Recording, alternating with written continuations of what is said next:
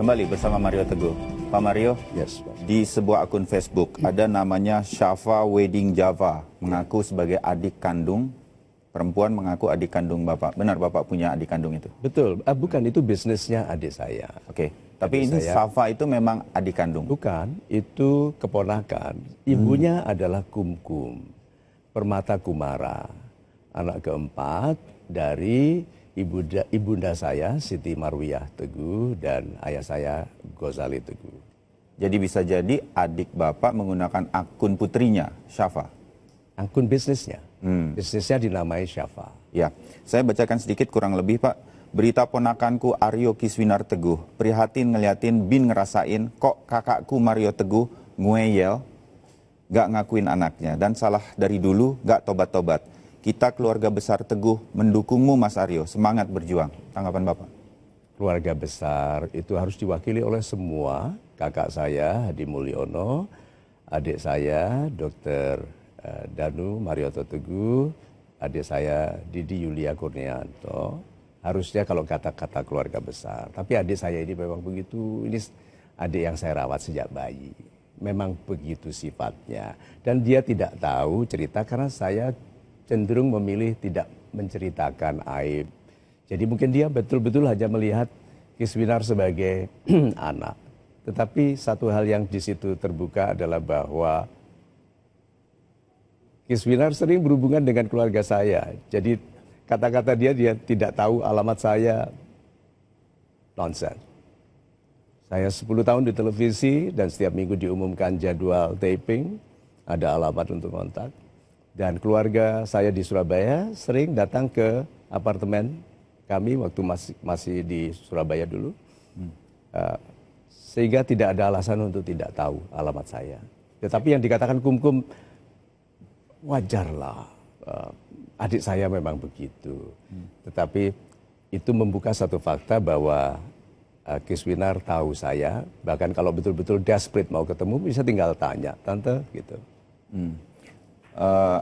Akun Syafa Wedding Java ini juga mengatakan bahwa silaturahminya ditutup oleh istrinya Pak Teguh, Ibu Lina Teguh, sehingga tidak bisa kontak katanya.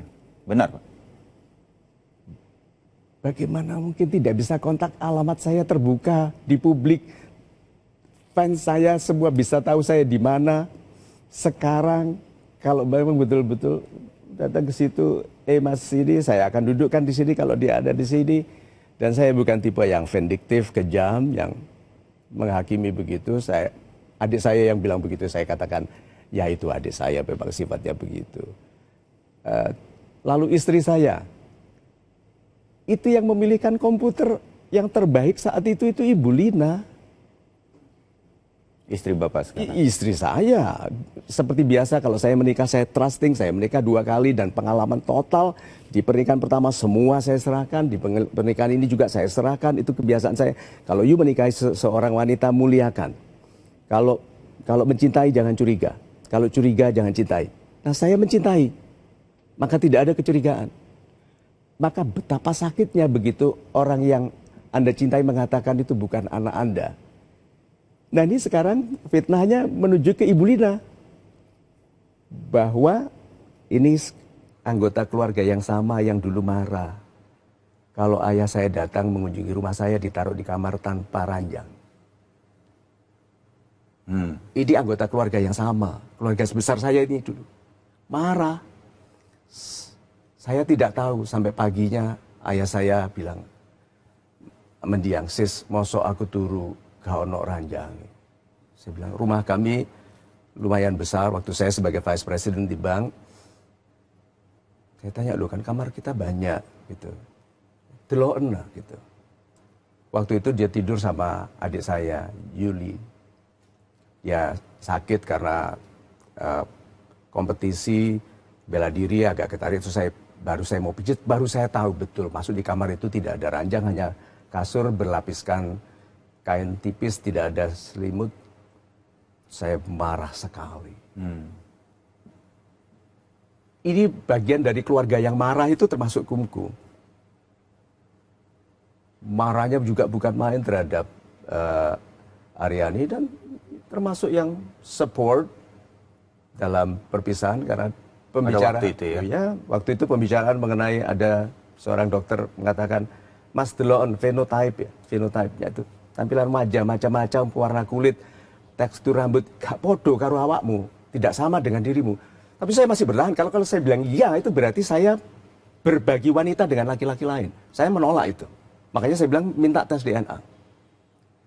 Jadi tuduhan bahwa istri saya menghalangi saya, come on, saya tidak bisa jadi Mario Teguh yang sekarang kalau saya demikian dikendalikan oleh siapapun. Siapapun.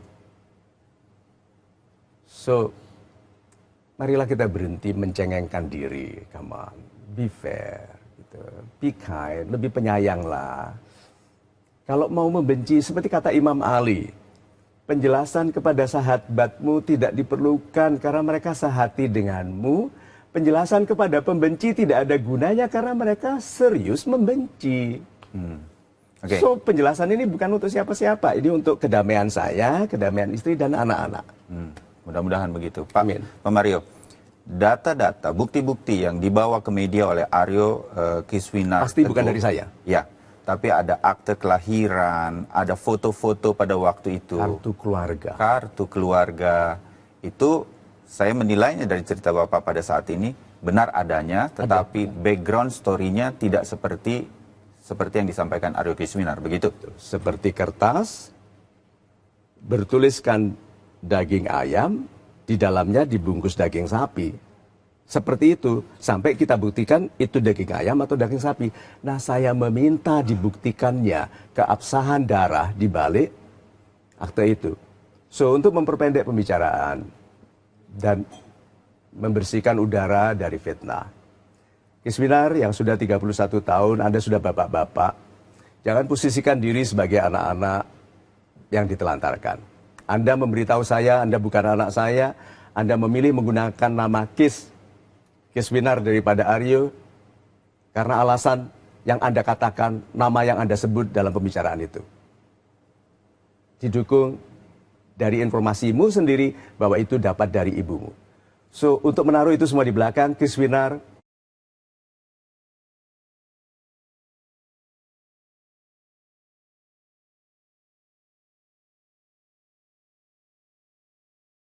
saya, Mario Teguh, mengundang Anda tes DNA. Yang sudah 1/4 abad saya minta, yang ditolak. Yuk kita taruh semuanya di belakang, kita tes DNA. Kalau kamu memilih apapun hasilnya, kita jaga di antara kita dan tidak menjadi fitnah yang digunakan oleh orang-orang yang menemukan kebahagiaan dalam membenci, kita simpan. Tapi kalau kamu ingin dibuka, kita buka. Ini sesuatu yang saya inginkan.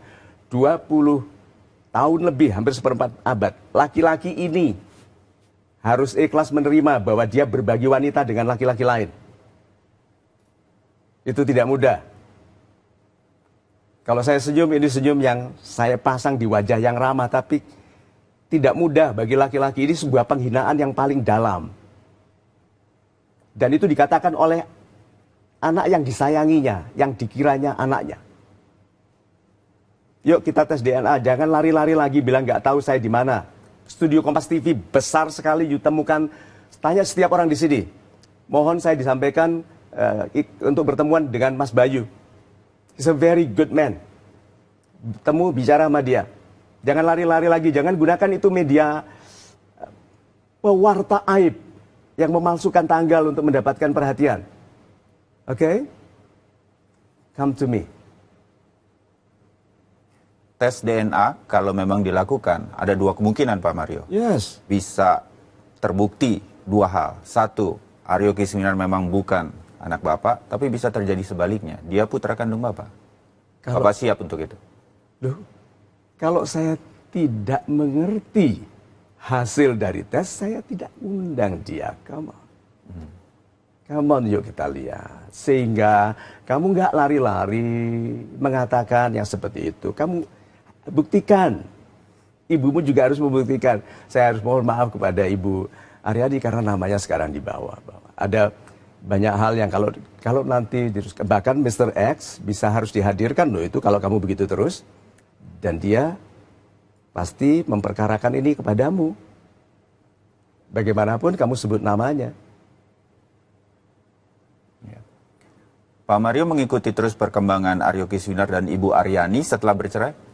Jadi gini, Ibu Aryani menikah lagi yang saya dengar, hidupnya makmur. Saya sama Ibu Lina tinggal di garasi. Tiap hari saya makan sarden, Mas Bayu, sampai badan saya licin dan berenang saya cepat sekali. Itu ungkapan kemiskinan saya. Saya hanya punya uang waktu itu, tinggal di garasi, kontrak 2,5 meter kali 10, tidak ada pintunya. Saya geraji pintu sendiri, saya bilang sama Ibu Lina, love, kita hidup sederhana dulu ya. Seperti laki-laki SPBU, kita bilang, Ya. kita mulai dari Apa yang membuat Pak Mario pada waktu itu memutuskan, ya, saya tidak mempertahankan rumah tangga saya cerai? Berapa banyak laki-laki bisa bertahan dalam pemberitahuan langsung oleh istrinya bahwa itu bukan anaknya? Coba. Jadi alasan itu yang menguatkan Bapak untuk berpisah? Among other things. Banyak hal lagi, tetapi kan nanti bisa menjadi serangan karakter kepada ibunya Kiswinar. Jadi lebih baik kita tahan pada satu hal saja yang cukup bagi kita untuk menyimpulkan bahwa saya berhak memutuskan. Perceraian memang dibenci oleh Tuhan, tetapi saya berhak bahagia dan saya sekarang mensyukuri pernikahan saya ini dengan Ibu Lina karena pengalaman ketidakpastian tentang keturunan. Kami sebelum menikah berjanji untuk tidak pernah terpisah. Kami selama ini menikah 22 tahun tidak sehari pun terpisah, Mas Bayu. Anak-anak saya cakep-cakep, pinter-pinter, betul-betul buah tidak jatuh tidak jauh dari pohonnya. Gitu. Tidak ada keraguan bahwa Audrey dan Marco adalah anak saya. Dengan sangat damai dan bersyukur saya bisa katakan itu. Tetapi dengan Kiswinar tidak. Karena bertahun-tahun saya mendengar dari ibunya dan akhirnya mendengar konfirmasi dari dia bahwa dia tahu dia bukan anak saya dan dia sebut nama seseorang yang sangat saya hormati. Tadinya saya marah sekali, tapi saya putuskan bahwa kita berhak membalas. Saya bisa perkarakan, Ya. tetapi lebih baik memaafkan. Oke. Pak Mario, bertahun-tahun Anda menahan ini semua karena Bapak menganggap ini aib diri, aib keluarga. Aib. Tapi hari ini, pagi ini, bersama saya Bapak mengungkapkan semuanya gamblang. Apa alasannya? Jangan dijawab dulu. Kita tunggu jawaban Pak Mario Teguh setelah jeda berikut. Kami segera kembali.